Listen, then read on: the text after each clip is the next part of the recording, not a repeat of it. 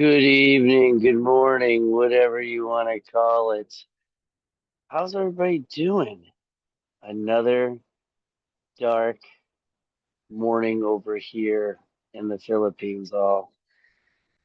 And let me just tell you, it has been nothing but pleasant. And yeah, I tell you, my team, they noticed that it was a little bit darker, so they turned the lights on the patio over here, and so here we are. It is. Let's see, Wednesday night over here. So just want to let you all know the Wednesday is going to be good. The Wednesday is going to be good for all of you. Just to give you a little heads up, it's going to be a beautiful Wednesday. We had a beautiful Wednesday. We went island hopping today. We went to like three or four different islands. I set a record, Christian. I set a record, buddy. That let me just see, because I was going through this year because I was getting prepped because I wasn't too sure exactly who was going to lead on Wednesday, and Cullen is still traveling. And Christian normally speaks because it's the fifth. We have five Wednesdays and actually in October. So just because I'm in a different country, all doesn't mean the show slows down here. We got to coordinate a lot of things, and so Jada, I just want to let you know, while I set a record today, and I got to give a shout out to Jay, all because wait until you see the video. We we went cliff jumping today, all. We went cliff jumping today, and yeah, 33 feet, 11 meters above the ocean.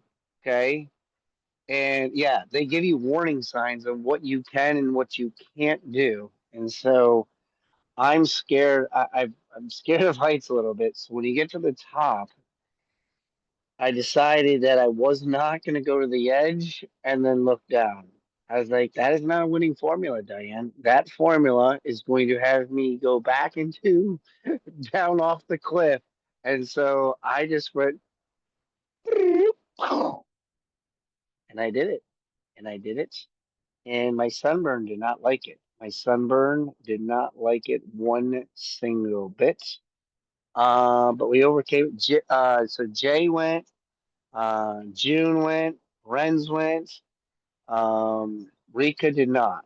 She was still working through her Facebook fear that she had when we went Facebook Live earlier this morning. But let me just, it's just been amazing. It really has been amazing.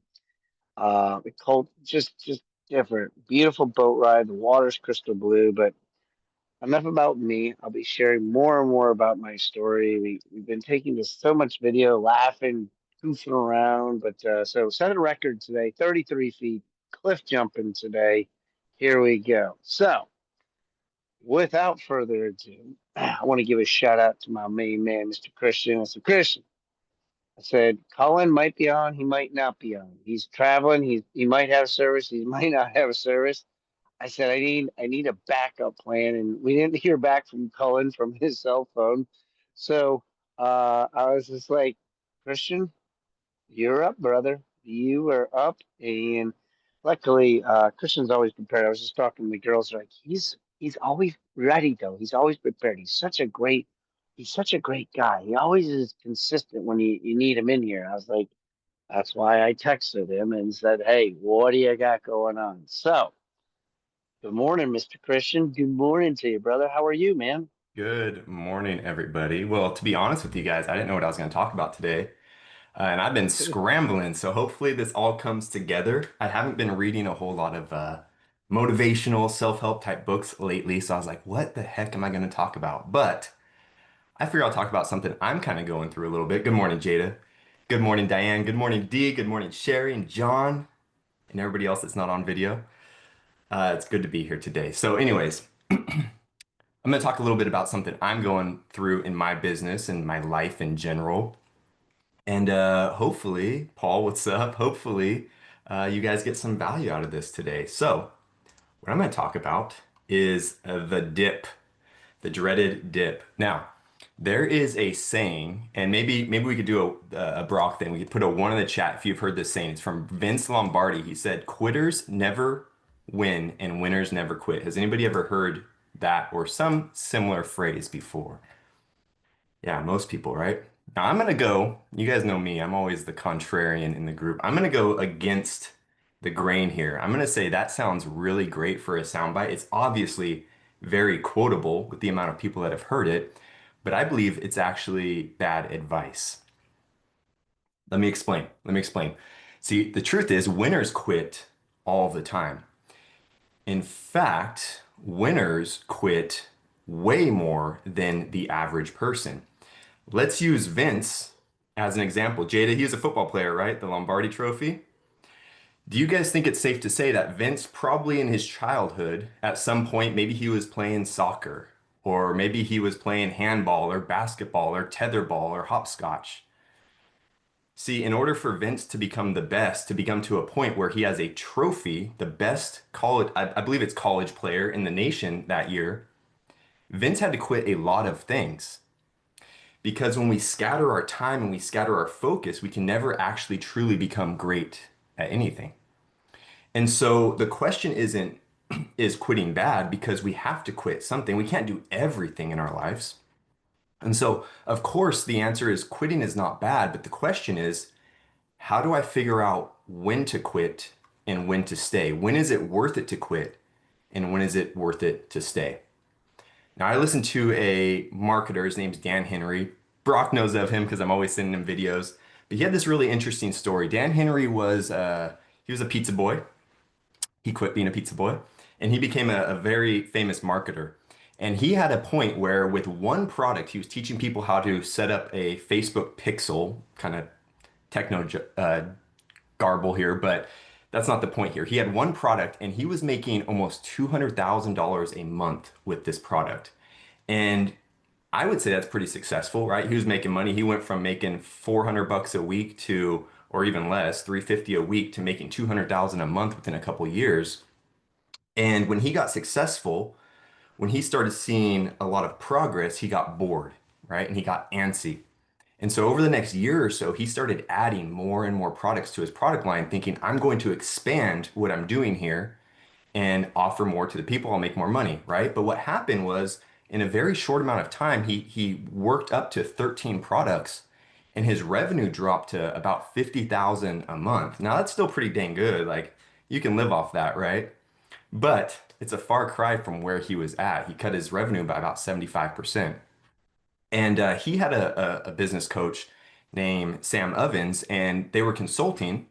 And Sam asked him about the products and what he's doing and what he was doing before. And Sam said, you have 13 products. And by the way, he paid Sam $50,000 for this consultation. And this was the entire consultation. Cut 12 of those products. And Dan was like, this is crazy. Like, I'm barely making it with 13 products. I'm going to cut 12. And he said, but you know what? I paid Sam. Sam's a super successful businessman, like $100 million company. He started a company called School, which you guys might have heard of. Alex Hormozy just bought into School. So Sam Ovens is the founder of that. And so he said, you know what? I'm going to take Sam's advice. And he cut 12 of the 13 products. And within a couple months, he was back to six figures a month. And within about 3 months, he was back to his 200K a year, or excuse me, 200K a month. And so the lesson here, guys, is that it is okay to quit. It's about knowing the right things to quit and the right things to focus on, right? And that leads me into the case for being number one. Now, if you want to really succeed, if you want to have outsized results in any market, you need to be number one. The number one winner gets all the prize, right? They get all the prize. I'm going to show you guys something really quick. There are, of the five top ice cream flavors as far as sales goes. Anyone know number one? Put it in the chat if you know what number one is for the top ice cream flavor sales. All right, y'all smart. Okay, cool. So number two is chocolate. Number three is better pecan. Number four is strawberry. And number five is Neapolitan. But I want to show you, hopefully you guys can see my screen here. I want to show you on the left-hand side. Can you all see that? Yeah. On the left-hand side of the screen, sorry, I messed up my screen here, guys. On the left-hand side of the screen, you see the percentage of sales, 30, 22, 15, etc. Vanilla makes up almost 30% of the results. Chocolate makes up about 10%, butter pecan less, strawberry less, and Neapolitan even less than that. And so what we see here, guys, is that the number one in any market gets outsized results of the other markets. Let me change my view back here to gallery so I can see y'all. And so it pays to be number one in your market. The problem is we have to go through the dip, which brings us to the topic of today's talk. So I'm going to explain a little bit more about the dip here, but I want to tell you guys this, that anything worth doing is going to have a dip. So what is the dip? Let me go back to my screen and I'm gonna draw it out for you guys. I love this little whiteboard style. So what we see here, guys, is we see a little graph and we see on the left-hand side, we see results. And along the bottom axis, we see effort, maybe time. But this is what the dip looks like, guys. At first, when we first start anything new, we could talk about fitness, going to the gym. We could talk about learning guitar, learning any new skill, riding a bike, right? At first, what we see is we see great results. So we see big results, and that's really exciting. That's really fun. It's very easy to be enthusiastic about something when we see these great results at the beginning. I am shaky. Sorry for it, guys. My line is pretty shaky. But then what we see is we see a dip. And the dip is when those results start to kind of mellow out, right? They start to slow down. Now, the important thing to notice here is that the results don't go to zero. We're still making progress. It just slows down significantly. And see, the dip is where this area here is where it gets boring. This area here is where it gets tedious. This is the dip, right? This is where it gets hard to stick with whatever you decide to do. But if you do and you make it through the dip, the results do this. They compound over time. And that is where you find excellence is by sticking through that dip because most people never stick through that dip. And if you do, you can separate yourself from all your competition, whether that's business, whether that's your past body you want to get over, whether that's the relationships, right? I mean, we can probably all agree to this, right? Is that like in a relationship at first it's hot and heavy, you're excited, you like can't wait to see the person, and there's that grind for a little bit. Sometimes there's fights, sometimes there's whatever. But if people that stick through this, you see this with, I mean, look at like Brock and Brock's parents, right? They've been together forever, old couple. That is like what dreams are made of, right? So if you stick through that dip, if you stick through those boring times, the hard times, the results are massive. The results are massive, guys. So there's three types of curves I want to talk about. The first one's the dip. The next one is the cul-de-sac. Now the cul-de-sac is a dead end, right? Cul-de-sac actually is French for dead end. And so in any venture that you find yourself in, again, I'm going to talk kind of business here, but we can talk anything, relationships, we could talk skills that you're trying to learn, hobbies, etc. If you find yourself in a cul-de-sac, it is not bad to quit. In fact, you want to quit as fast as possible because a cul-de-sac's a dead end, right? And all you're doing if you're stuck in a cul-de-sac is wasting your time. Now, the last one is the cliff. Now, the cliff is more rare, but it's pretty scary. I'm going to give you one example of a cliff. I'm going to erase my line here, and I'm going to give you one example of a cliff, guys. I'm going to give you the industry, and maybe you'll agree with me here. But the results go up and then they drop off, right? And this right here, the cliff, this is the scary spot, right? So in the book I was reading about this topic, the example he used was the cigarette industry, the tobacco industry, right? When you start smoking, it feels good and you get that nicotine hit. And then as you go over time, the more you smoke, like the more you get addicted to it, the harder it is to quit. But then that cliff is emphysema. That cliff is lung cancer, right? That cliff is the dreaded, like the worst result possible. And so we also want to avoid the cliffs. They're much more rare, but they are deadly. So we need to avoid the cliffs. Now, here is the next kind of portion of this I want to cover because I talked about making sure that it's okay to quit. In fact, it's important to quit. But the question is like, am I playing the right game? What game am I in? Do I have the chance? Do I have a chance to be great? Do I have a chance to be number one in whatever I'm doing? So I'm going to use Brock as an example here because we talk a lot as far as business goes and strategy. But I want to use Brock as like a coach in his coaching business, right? Sorry, Brock, I'm putting you on the spot here. So let me ask you guys something. If we looked at just in the US, and we said how many coaches are there in the US? All coaches.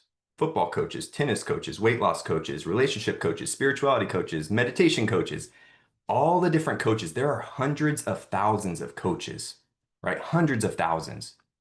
And so if we are in that market of all these coaches, it is very hard to be the best in the market because there's so many people in that market. It's very hard to stand out. But what happens if we start to niche down a little bit? What if instead of just being a coach, Sherry reaches out to me and says, Christian, what do you do? I say, I'm a coach. Well, what the hell are you a coach for? Right? So instead of being a coach, I say, I'm a life coach. Well, I looked it up, guys. There are 34,000 certified life coaches in the US.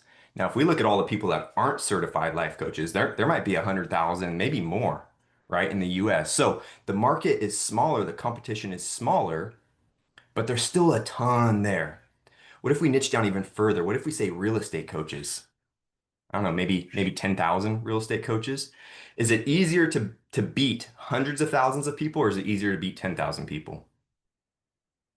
Probably 10,000, right?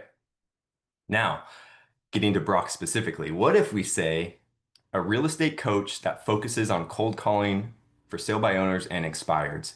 How many people do you think Brock would be competing with if that was the niche? Maybe a few hundred, right? Much easier to win that game than play the game of competing with everybody. And so when we're deciding on a dip and whether it's appropriate to either enter a dip type situation, we first need to understand like what game we're playing. Do we have a chance of winning? Is this something we want to stand out in? Is this something we want to go through that dip, that grind for to have the outsized results on the backside? Right? The thing that comes to mind is like the other day we were outside and there was a woodpecker outside. And a woodpecker is a very interesting creature, bangs its head against a tree all day, which sounds miserable. But guys, a woodpecker could go around trees. They could hop all over these trees and they could peck the wood all over the place, right? But the way a woodpecker finds success is they focus on one spot and they peck that spot over and over and over again. And that is how they actually make progress, right? So it's all about, if you want to excel, if you want to be great at anything, it's all about having singular focus on the things that you want to be great at. Now, we are running up on time, so I'm going to tell you guys 7 ways to fail in what you're doing in life. The first thing to do is to run out of time and quit what you're doing. The next way to fail is to run out of money and quit what you're doing. The next thing to do is to not be serious about what you're doing, right? Which is a de facto way of quitting. You could lose interest or settle for being mediocre. That is a form. Being mediocre, settling for mediocre is a form of quitting. Short-term thinking is a form of quitting. And picking the wrong thing to focus on is a form of quitting. I'm going to explain that a little bit more in just a second here. So I do want to say this, guys. Again, I've talked business here, but there are different types of dips. There's all kinds. There's career dips, there's education dips, there's hobby dips, there's relationship dips. Right now, you guys might have noticed this mop on my head. I'm growing my hair out for the first time. This is the longest my hair's been in a long time. Guys, I am in the dip of the hair growth. I'm in like, I call it the bastard stage, excuse my language. But there is a phase in between short hair that's nice and groomed and longer hair that looks reasonable. And I am in it right now, guys. So this is a dip for me. It's going to take some time to get through the hair dip. But the point is, there are all kinds of different dips in life, right? And so the big opportunity with any dip is to create a moat in your business or in whatever you're doing. What do I mean by that? A moat is getting so good at something that the dip for all your competition becomes so wide that nobody wants to cross the dip. That is the way to create a moat in your business. That is how you future-proof your business. That is how you future-proof whatever you want to do. Create that dip, make it so that that dip is so long and so wide that nobody wants to cross it. And you see, big companies have done this. Amazon has created a moat, guys. Can any small business survive right now charging the absolute lowest prices on the internet with free 2-day shipping? Absolutely not. That is a moat that Amazon has created, and their business is super successful, obviously, because of that, right? So, a couple more notes on quitting. Quitting does not mean waiting around, quitting and just stopping and watching the clouds. Quitting means redirection. So, if you decide to quit something, it means that you are then redirecting your focus into something else, right? So, when is the proper time to quit? Well, quitting can be a great strategy for growth. So let me give you an example of my life. I was at my W-2 job. Many of you have heard my story, 9 to 5 job for 14 years. 14 years. It was a good job. But I was essentially topped out at that job. There was a potential to make good money, but it wasn't going to be for like 20 years, right? So that was a strategy. Quitting that job was a strategy. I could have stuck through that dip, but I counted the cost, I counted the time, and I knew ahead of time, hey, like I'm not willing to wait that amount of time to get those results, right? So you can quit as a strategy. We already talked about this, but quitting when you're at a dead end, right? Quitting when you're at a dead end is not a failure, it's a smart move because when you quit a dead end situation, something good can emerge, right? Let me give you an example of this in relationships. My parents were married my whole life until I hit adulthood. They got a divorce. Um, they just weren't right for each other, right? And my mom went through about 4 or 5 years of a bad dip, right? She was in it thick. But because of that situation where they quit, her new husband, she's been married for about 10 years now. Her new husband is incredible. They are a perfect match for them, for each other, right? And I'm not advocating that you guys go out and get a divorce right now. But what I'm saying is sometimes you have to quit something that's okay, or maybe just you're struggling through just to not be a quitter, right? The ego gets in the way. But sometimes if you do that, you'll wait your whole life doing that, and you're gonna give up something that could be great if you don't decide on what to quit, right? But what a lot of people do is they cope, like I just said, they cope through that dip. And see, quitting is better than coping because it does free you up to do something good, right? So I want to leave you guys with a few questions, and I've got a little plug for a thing I'm doing next week, so I'll put that in the chat. Um, some questions to ask about the dip that you're currently in. If you're in a dip, if you see yourself in a dip, do I want or do I need to be the best in my industry or what I'm doing? What is the cost? What will it take me to be the best? What will it take me to get those type of results that are going to be extraordinary results? When I'm in this dip, when it is a grind, when it's tedious, when it's boring, am I panicking right now? Am I letting into emotions? See, the best time to decide when you're going to quit in a dip is in advance. You kind of count those costs ahead of time if you can and decide, like, hey, if this starts to happen and my business is failing, I'm not making any money for 3 years, then I'm going to quit. But I'm going to give it a good solid 3 years to make this work. All right, that's the time to decide. If you're considering quitting, another question to ask is there measurable progress that I'm making right now? Am I actually making progress or am I just flatlined? Right? Is this dip actually a cul-de-sac? Will the persistence, if I persist, pay off in the long run? Right? If I quit, will it increase my likelihood of success in another situation that will have a dip, but where I can focus and hone down and get through that dip? And if I'm going to quit anyways, if I've decided I'm going to quit, is there something very dramatic I can do in this venture that could change the outcome? Maybe I can do something super dramatic that will push me through that dip and get me to those results faster. If I'm going to quit anyways and fail, why not try something crazy, right? Can I be the best in the world or the best in my world? Can I shrink the world? What do I mean by that? That niche down is a perfect example of that, shrinking the world, right? We can all be a fish in the sea, and we might be a medium-sized fish in the sea, but in that sea, there's whales and there's whale sharks and there's all these giant fish. But what if we put ourselves in a smaller pond? Now, I know, again, that kind of goes counterintuitive, right? A lot of people are like, you're a big fish in a small pond. But you can that pond, when we say a small pond, guys, like let me give you an example. In my business in the finance space, I decided to shrink my pond significantly. I decided to shrink my pond to only target and work with real estate agents. The thing is that pond still has 1.6 million people in it. That is more people than I could ever work with in my lifetime. So I shrank the pond from 330 million people in the US that I could potentially work with to 1.6 million. But that pond is still plenty big enough for me to live a great life and do what I want to do. And here's the final question. Am I avoiding doing something remarkable? Am I avoiding doing something extraordinary as a way of quitting without quitting?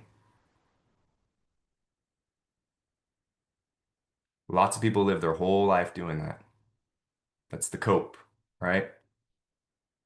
So with that being said, I'm going to put a little plug here in the chat, guys. Next Monday at 12, I am doing a real estate business finance class. Business 101, agent finance 101. So if you guys want to go, there's a link. You can register for that. It is next Monday at noon. I want to open it up to see, we've got a few minutes left. I want to see if anybody has anything they want to say or add or any takeaways or disagreements with what I talked about today.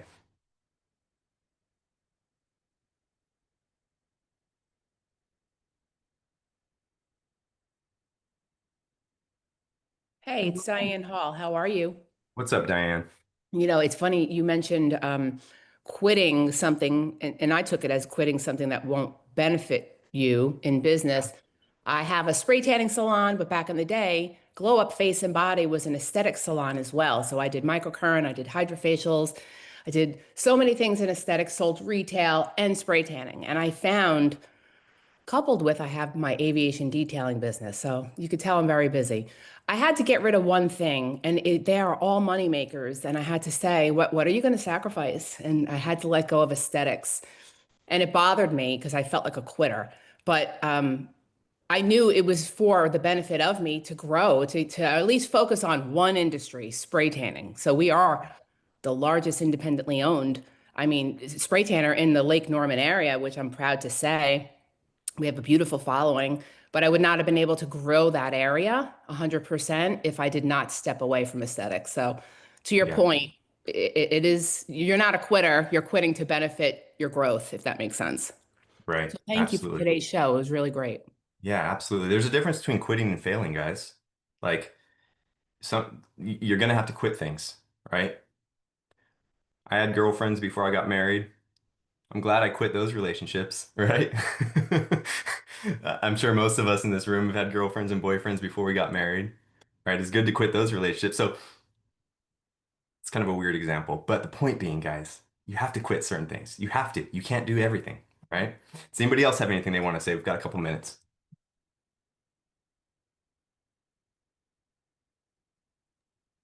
Good morning.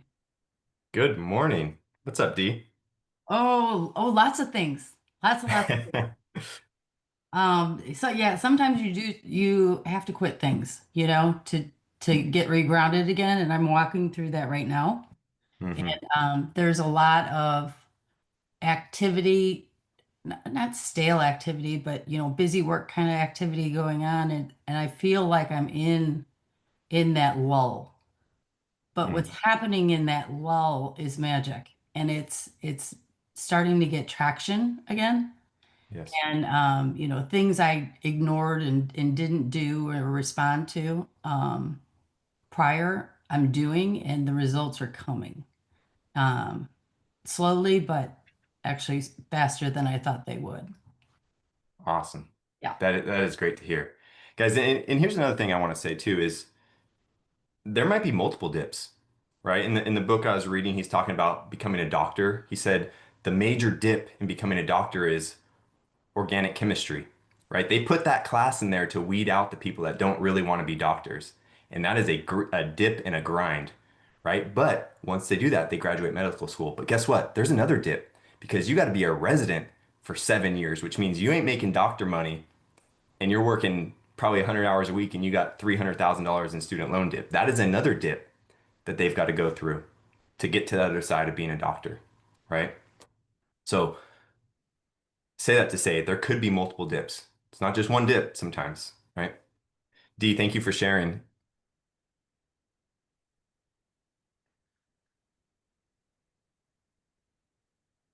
Fred asks, can quitting be a blueprint to a successful next step? Yeah, absolutely. Yeah, it's a big part of it, I think. I've had to quit again. I've had to quit many things. But once you find that area and once you kind of understand what that dip is going to be, and again, this is what I'm going through in my business right now, guys, is I decided to niche down on real estate agents.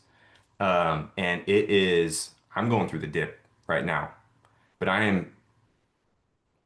I'll just give you like some of my inside thinking on my business. I've done my market research. There is no financial firms that tailor specifically and only to real estate agents. None in the country. That is an incredible opportunity for what I'm doing. But I'm in the dip right now, guys. Going through it. I'm gonna be honest with you. But the payoff on the other side is gonna be massive. You know what I find fascinating, Christian, Who's that? Is that Fred? is Oh, Brock. What's up, Brock? what I find fascinating that whoever needed to hear this message today, and I'm one of them indirectly, that Christian has no idea. Christian wasn't supposed to speak on Wednesday. Okay. I'm in the Philippines, so you know that this is not even like I had to be purposeful when I grabbed this book. What are the chances that the book that I grabbed to come down to the Philippines Hmm. was the Pumpkin Plan? And the Pumpkin Plan was something that I said to myself, what I wanted to zone in on when I was out here was to focus on my one thing. And I'm not going to get into the book, except that in order to grow the biggest pumpkin, you have to remove all the other pumpkins attached to the vine and Yeah, only keep one. So all the nutrients, water, and everything it needs to goes into the one big pumpkin. yeah, And that was the book that I decided to bring to the Philippines to work on myself and to work on my one thing. And so I thought that was pretty ironic. Like, what are the chances that he's talking about this dip and I bring the book The Pumpkin Plan, and then he talked about one of the sources was the cliff. Well, the cliff. I'm thinking, I'm like, I just went cliff jumping today, and here you are talking about the cliff. I was like, wow, that's so crazy. But anyways, man, great show, brother. I appreciate you, and I'll let you close this out. absolutely, guys. Real quick, this is the book. It's called The Dip by Seth Godin. He's a marketer. Incredible book. His thing is like he writes really short, so it's like 80 pages. I literally read the whole thing this morning. So, The Dip by Seth Godin, great book. Dives more into what I talked about today. So, I see a number of you register for that class next Monday. Thank you so much. I will see you there, and we'll shut it down for the day. Hope you all have a great afternoon.